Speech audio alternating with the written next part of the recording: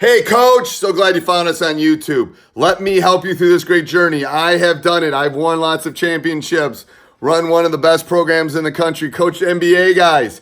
I can help you become a better basketball coach. Teachhoops.com, I started it for the sole purpose of coaches like you. Let me help you. One-on-one calls, office hours, videos with me, you name it, we got it. I am here to help. There's no other place you're going to get the coach's personal email address. I want to be your Yoda. I want to be your mentor. Let me help you through this great journey we call coaching. All right, enjoy, Coach. Okay. All right, Coach. How about you just tell me one failure that you had that a coach that's listening to this could dive into to learn from? Because what I'm always trying to do with this podcast is just give young coaches or coaches like me information. Right. Is there something that you did that maybe a story or something that happened that a coach could take some failure? Usually people don't get asked this, but something you failed at that we could all learn from. So there was a year I had a sophomore player that I moved up to varsity. He clearly was good enough to be on varsity. I didn't utilize that kid, and he set most of the year. My philosophy now, if I'm going to move a sophomore up, he needs to play. Otherwise, leave him on JV. That was something that I regretted. I apologized to him after the season and said, I screwed up. I should have let you get the reps on JV. But he was so good, but he just didn't make those minutes that I thought he would get. And so I'm telling you, Coach, it is literally one of the hardest things as a high school head coach to do is to know when to pull that trigger and when not to. So, Wesley played for me. He's playing for the Bucks now. They just did a whole thing, and the guy from the Bucks came and interviewed me maybe 2 days before this whole pandemic thing happened. Okay. In the locker room and whatever, and I interviewed, and then they put it up. I think it's on the Bucks website. Anyway, and one of Wesley's comments was, first of all, I always regret not moving him up sooner. Okay. The stupid coach doesn't move up the NBA guy until 2/3 of the way through his freshman year. Right. But then on this thing, 12 years into the NBA or whatever he is, he comes out and he goes, I think Coach Collins' best decision was he left me down so we could learn what it was like to win. So his perspective and my perspective are like, how many years, 20 years later is totally different. Right. It is so hard because, here's what I have found. It's a very special guard that can move up quickly. It's harder for guards. And bigs, there's something about bigs, that I don't think they're not bringing the ball up. The pressure isn't there. Yes. My theory is if they're in the top 7 and I think they're going to get lots of reps, I'm moving them up. But it's so hard. I mean, I think everyone that's listening to this, been a high school coach long enough, has made that mistake one way or the other, So what I did to trigger that, my senior point guard now, I threw him in the fire as a freshman. Yeah. He won 3 sectionals. He won alongside a senior veteran guard that was really good. However, he was much better than anything else that I had in the program. Right. And it was like, why wait? I'm not going to wait. I'm going to throw him in the fire. He does have a veteran alongside him. But it's still a hard decision to put a freshman in game 1. And that does help. Like this upcoming year, hopefully we get to play. This upcoming year, I'll have a bunch of senior guards, good players, very good players. And then I'm going to have some youngsters with me too. Right. That actually makes for a good mix because you hope these older ones can help the younger ones. It's harder when you're moving all these young ones up and there's nothing there to mentor. There's a threat. There's a like the ones I'm talking about that are really good. They're not going to be threatened by who I move up. They know they can play. They know they got game. It's more when these guys are trying to fight for PT that I think you end up with it. I think that's a great example, Coach. I mean, no one's brought that one up, and it's like I think everyone that's been a high school coach long enough has had that failure. Yeah, and if they say they didn't, then I don't believe. Well, then they don't have any players because then they haven't had any guys that are like if you're good, if you got a good program, you're always going to have some guys that are like, whoa, this kid's got to play. And I always use the analogy with moving kids up, like if my kid's good enough to take calculus as a sophomore, I'm putting him in calculus class. Like Absolutely. If they're that smart, why would I keep them in algebra or geometry if they're good enough to take calculus? I always say I run a talented and gifted program for basketball players. And if I'm gonna they're have to good, use that one, Coach. it is. It's true though. It's like here's the high school. There's the calc teacher. I teach AP. I teach advanced statistics. I'm a Okay. talented and gifted teacher for statistics. So Right. different than basketball. It's Right. just it's the same with a musical. If you're good enough as a freshman to be on a lead in the musical, you're probably going to be in the lead in the musical. So it's very similar. I always use that with parents. It's anyone that's listening, you can steal that. You're a talented and gifted coach for basketball players. What's one thing you've learned about basketball in the last 6 months? That it can be taken away so quickly, and Yeah. Oh God, yes. and then it put things in perspective. Like we were still in our state tournament. We were actually on the bus heading to regionals, heading to South Bend, and got the news. So everybody, so I talk to coaches all over the country. So regionals is actually our first, we go regional, sectional, state. So where is regionals in your pecking order? So in Indiana, we go sectionals, regionals, semi-state, and we go downstate. We only take 2 teams downstate. Okay. Yeah. So that's weird. So you're literally the opposite. Yeah, we're regional, Yeah. sectional, and you're sectional, regional. So That's crazy. So I think you guys pretty much align with Illinois because Illinois is regional, sectionals, super sectionals, and then downstate. Yeah. Okay, that makes sense. So how did you deal? Let's dive into that because I haven't really talked to anybody about that. How did you deal with that that final? Like you didn't get. So here I'll give you 2 minutes of kind of my story. We lost in the regional finals. It's 32 teams were left at something like whatever, and it was hard. My son and I end of an era, blah blah blah. But we got to end and grieve and be done. Like Right. our season was over. Like we were done. We were at home, but we were done. How do you deal with your athletes and the grieving and that process when you didn't really finish? Like you stopped, but you didn't finish. So like I said, we won our sectionals. Earlier that following week, that Tuesday, we had our meeting.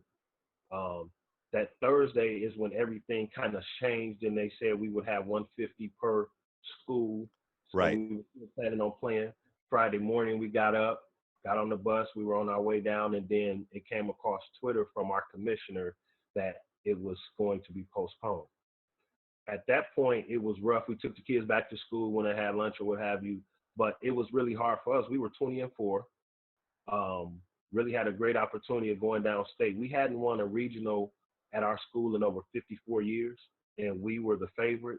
So this was going to be something that was going to be meaningful to our community. Right. My dad, who played, he was number 73, 74. They were number 1 in the state and got knocked off 2 years in a row. My assistant coach, he lost in the regional championship. So last year we got to the regional championship for the first time since '98.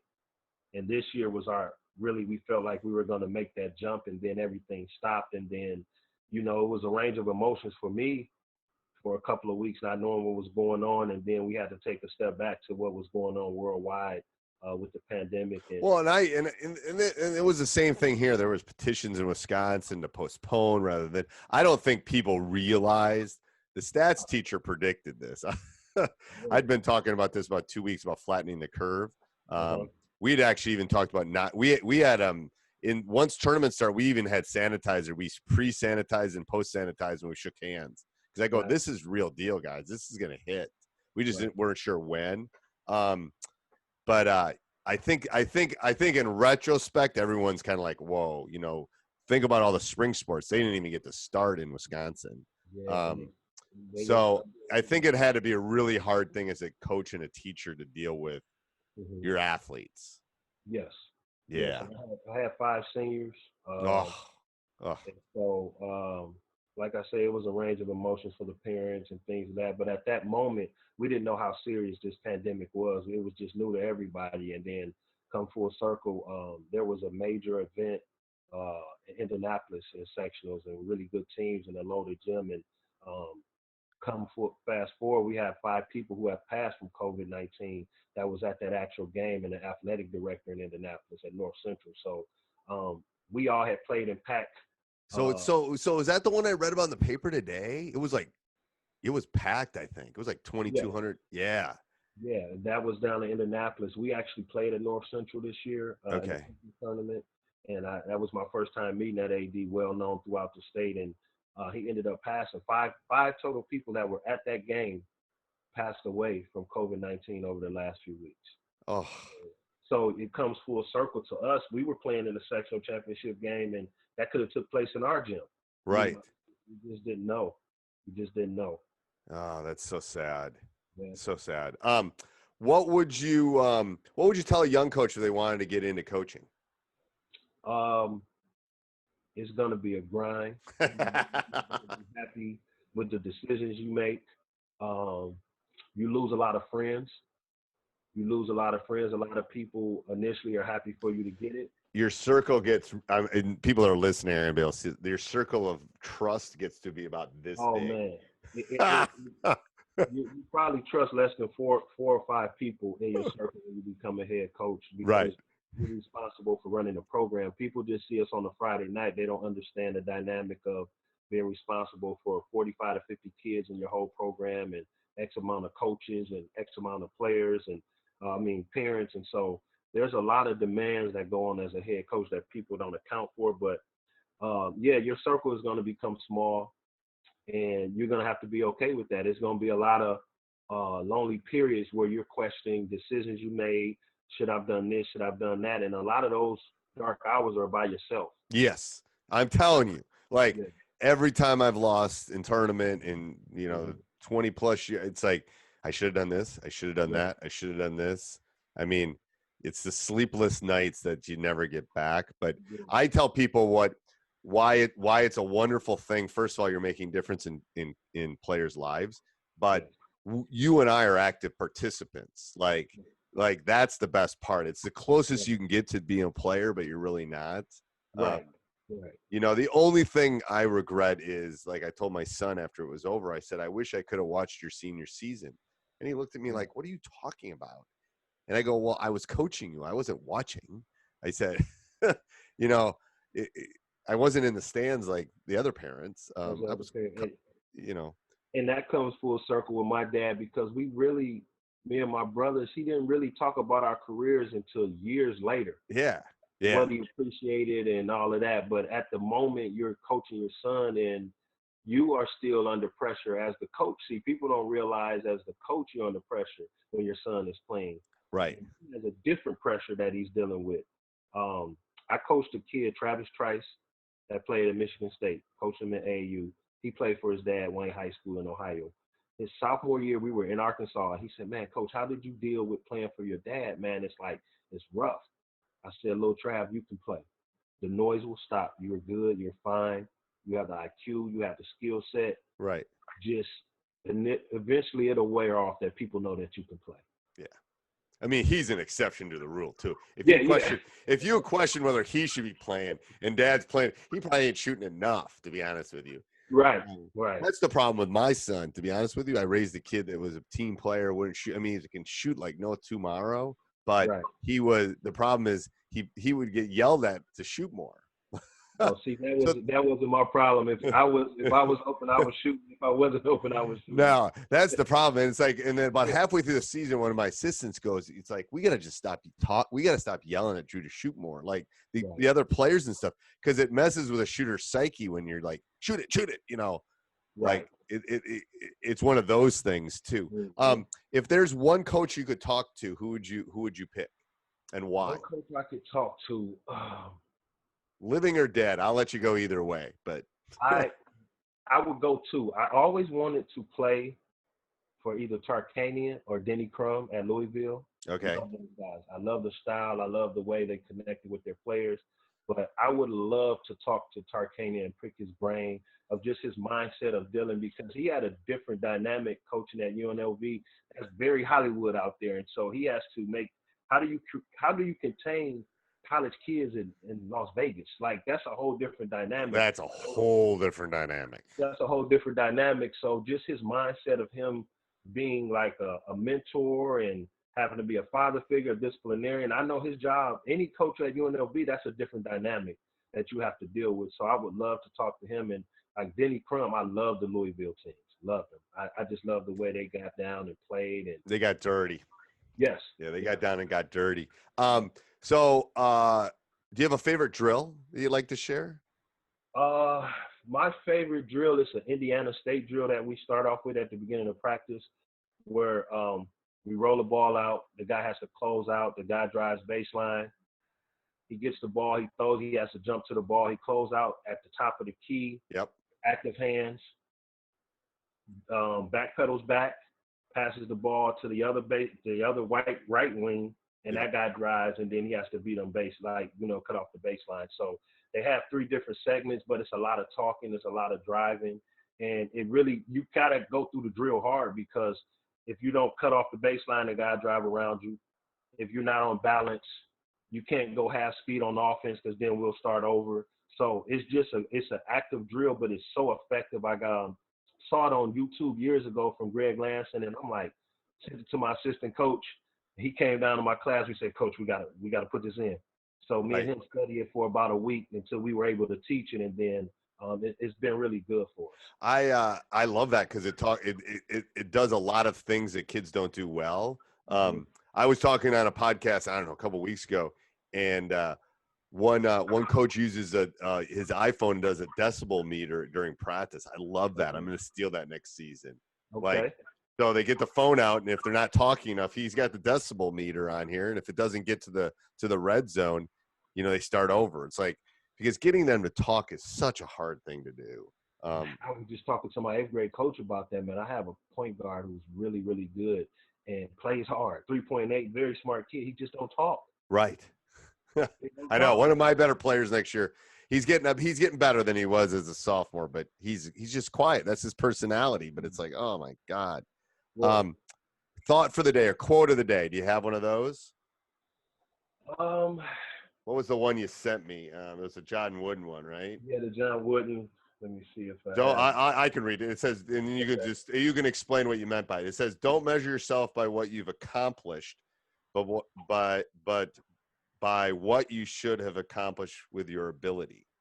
So don't measure yourself by what you have accomplished, but what you should have accomplished by your ability. What do you mean by that?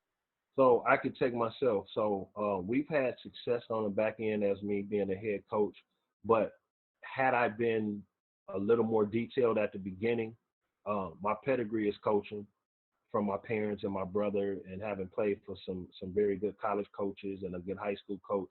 I feel like I should have started off better in my teaching. Okay. Of the fundamentals. I just kind of jumped into it and we got right to it. I should have scaled back, and I would have had more success at the beginning. Now, I've never had a season under 500. However, I should have been better because of my IQ and my. So I'm going to defend you on this, Coach, from a former player too. The hard part about the conversion, especially for young coaches or people that were players, is the game is so different from the player standpoint to the coaching standpoint. Absolutely. It's literally like when you hang up those sneakers, you got to literally take that hat off and throw it away, because there are parts of the game that coincide, but it's a whole different world over here in the coaching world than it is in the playing world. It took me some years as an assistant, and then it started back over as a head coach. I never thought about pivots. I never thought about like whether that was always a good shot. What are you talking about, a bad shot? Like those, you don't think about those things when you're playing, because you're playing. It's like, so I think that's one of the things.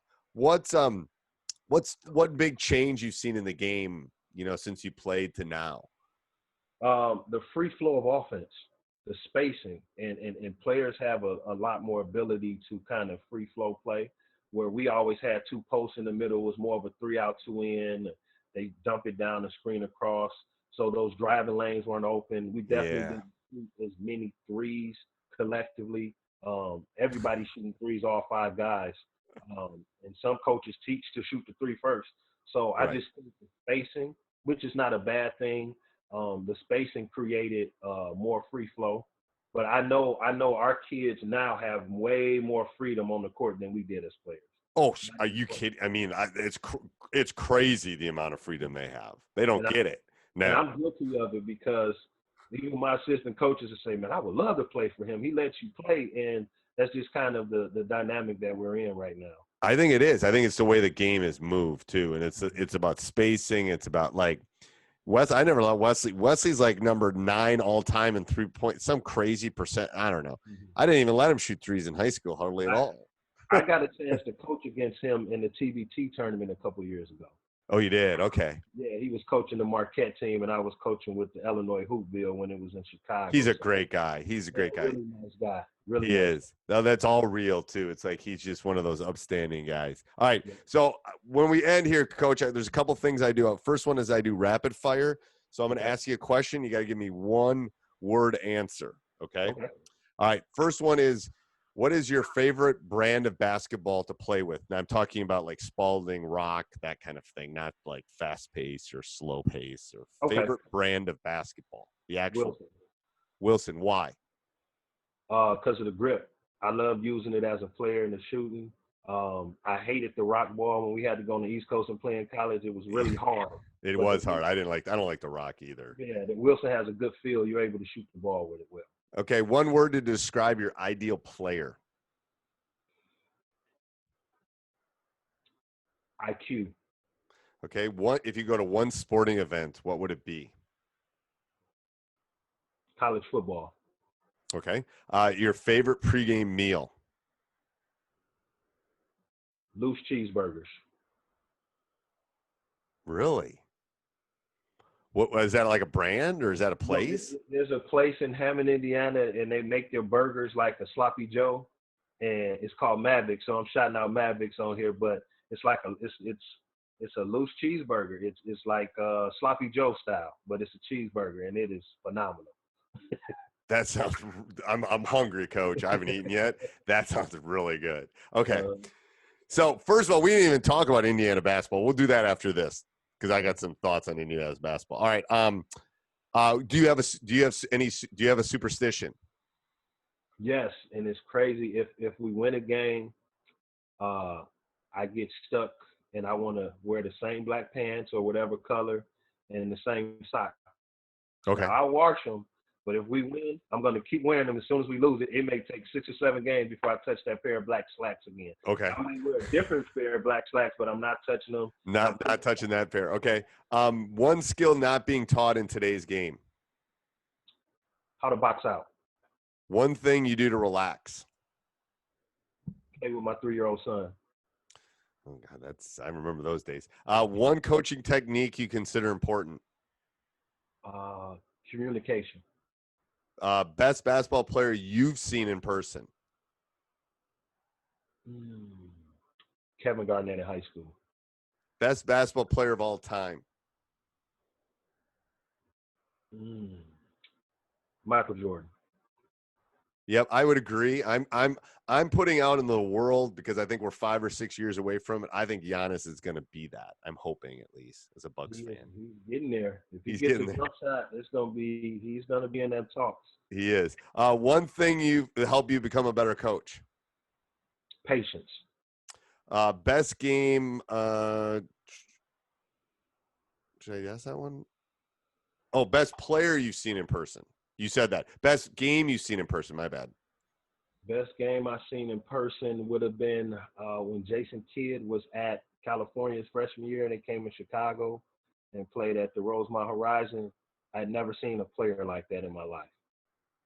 I know. The special ones are just like, oh my God. I know. I couldn't believe his speed and how fast he was at that size. It was unreal. You know what I think with those kind of players too, they see the court. It's almost instinctual. Like there's something that you can't teach. Like what did you see? What? Like, yeah, you just know. One word to describe your coaching style. Tough. The top bench player of all time. Top bench player of all time? Ooh, that's tough. Because the Lakers and top bench player of all time. We have to go with Jamal Crawford. That's a good pick. Best basketball coach of all time. Best basketball coach of all time. I am stuck between Phil Jackson and Red Auerbach. Okay. One book you would recommend. Tim Grover, Relentless. Okay. Tell me about that book. I haven't read that one. So he breaks down the different type of people there are in the world. So for one of the examples, you have people who are okay with a good game, a good season, and a good career. Those are three different types of people. Okay. I'm going to have to read that one. Yeah, it is. It is a great read. It applies to business. It's not just a sports book, but it's a mentality that's created. But each person is different. He said pretty much when Michael won a championship, everybody celebrated. Mike shifted his mindset to I need another one. Where some people are just comfortable there. Within a week, he's already shifted his mindset into winning another one. He's over that goal. He's into the next stage. Into the next goal. I love that. One thing you'd change about the game? The threes. The threes. It's too many threes, and a lot of kids are shooting them too deep. I'd make the court wider. Yes. And longer, to be honest with you. For the bodies have just gotten so big, at least at our level in high school. It's like this court isn't big enough anymore. Yeah, they need to. Yeah, I would agree with that. They probably need to expand it as close to colleges because these guys are pretty big and definitely more athletic than they were when we played. Right. All right. So last thing, and then I want to come back and circle back around about India and basketball. But so I call this leave it, change it, or replace it. So you can leave what I'm going to talk about. You can leave it the way it is. You can change it, or you can replace it. All right. Okay. Quarters versus half. Would you change halves? I would leave it. Okay. Jump ball. Leave it. Shot clock. Change it. We need the shot clock in high school. Okay. 3-point shot. Move it back to the college lane. Move it back some. Yeah, I think I would move it back because the college is moving. The college moved, I think, right? Yeah, they moved already. So they did. I think Division III hasn't. I think Division III is moving next year or something. They're giving them an extra year to paint the floors and stuff. But gotcha. I think that might be a little far for like lower division high school. I think somewhere in between where college is and where we are, I think is a good middle of it. Yeah. Summer basketball. Ooh, a lot of changes need to be made. I feel there needs to be a balance of high school and AAU. I mean, I coach AAU, so I'm not against AAU, but it needs to be a balance. Coaches need to be on the same page. Right. If you coach our kids in the summer, then you need to talk to us about what it is that you want them to work on when they're away from us. Right. And here's my theory is I think at least the top Division I teams should have an assistant coach that all they deal with is high school coaches. You're right. That they can't coach during the season. They can go out and watch high school games because there is a difference between watching a high school game and watching a summer game. Absolutely. You do, and I'm not saying one's better than the other. But there are, there's more system things going on in a high school game. Right. And there's more like talent versus talent in the summer games. And they're not really guarding. There's not many strategies. No. In the AAU game. And so guys are scoring crazy and then they come back and they struggle because the scouting reports and you're seeing coaches are taking away things that are not taken away in the AAU setting. Right. And that's where I think that it would be nice at the Division I level if they had that. Like your job is you can go out in the summer, but then you can't coach or do anything with the college team during the season. Right. You can't sit on the bench, but you can go out and on a Friday night spend your time in Indiana or Wisconsin watching a player. Actually see them in that setting or come to a practice and really get an understanding of what this kid can do or not do. Right. I think that would be a better use of resources, but I don't think any of that's going to happen with what's happening. With a fine, I don't know if there's going to be college football this year. So Indiana basketball, do you wish, this is where I'm circling back to this before we finish up. Do you wish there was still one division in Indiana basketball? I would say about two. I would be okay with two divisions. 4 is kind of, it hurts the attendance. We have 5. Wow, in basketball. It's too many, to be honest with you. We should have 3 in Wisconsin. We have more than like Michigan. Wow. It's Yeah, like, I think that early on games when it was the section, that's usually your local people. A lot of teams are driving 15, 20 miles or more, where right. before it was like a 12 to 8 mile radius of all the schools, and the fans were there, but now everything is so spread out. I think all the classes have hurt the attendance. I think it has too, and I don't necessarily know. I mean, it's all a Hoosier thing, kind of, But I don't think the one division is necessarily the answer. But I think they've gone too far the other way. Like, But I don't think we're going to go back. I don't think we're going to go back just because our 4A is so much more dominant than the 1A teams. right. It would never be fair. No. And the thing is, like, and now what they're doing is at least in our states, they're trying to figure out, well, all these teams stopped in the, Final Four or the Elite Eight. Shoot, I wouldn't surprise me if they gave everybody trophies that basically that was still playing. Like, who knows what's going to happen? Like, we were down to the final 64 of the whole state, and right. But I wouldn't want a trophy that way. We didn't get to compete. No, I mean, it's like it's the COVID year is basically the way you got to kind of look at it. It's like crap. I'm just hoping we get season next year. Well, thank you for coming on, Coach. I love talking to the other high school coaches from all over the country. So I appreciate you having me on. I appreciate it. Thanks, Coach. Hey, Coach. So glad you enjoyed that video. Hope you did, at least. Let me know how I can help. Join teachhoops.com. I've been through it all. I've won championships, got a lot of rings. Let me know how I can help you become a better basketball coach, too.